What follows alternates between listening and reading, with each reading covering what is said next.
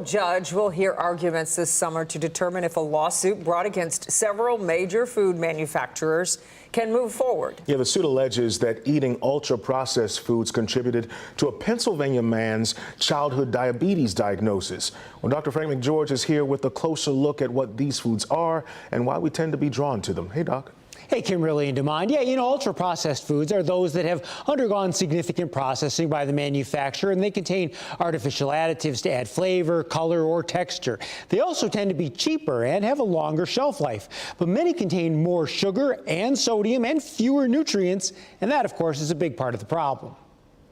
Nearly 70% of all the food in U.S. grocery stores is considered ultra-processed.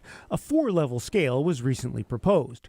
Group 1 is unprocessed or minimally processed foods like raw fruits and vegetables, eggs, meat, milk, and nuts. Group 2 is processed cooking ingredients like flour, sugar, honey, salt, butter, and vegetable oils. Group 3 includes processed foods like bread, cheese, and canned vegetables.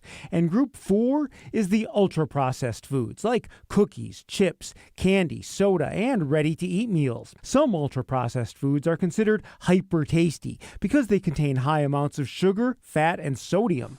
And studies have suggested certain ultra-processed foods are particularly bad for our health. For example, a Dutch study found soft drinks and ultra-processed meat were associated with a higher risk of premature death. Experts say processed foods are also just easier to eat.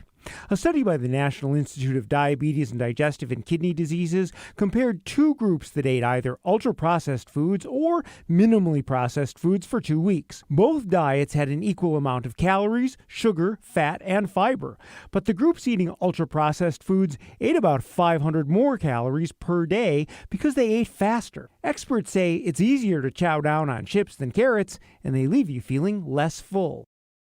Now, here is an interesting twist. Not all ultra-processed foods are unhealthy. For example, brown bread, sauerkraut, yogurt, and many gluten-free foods are all considered ultra-processed, but they're still generally good for us. Bottom line, if you're trying to improve your health, eating more foods that are closer to their natural state, well, that's a good idea.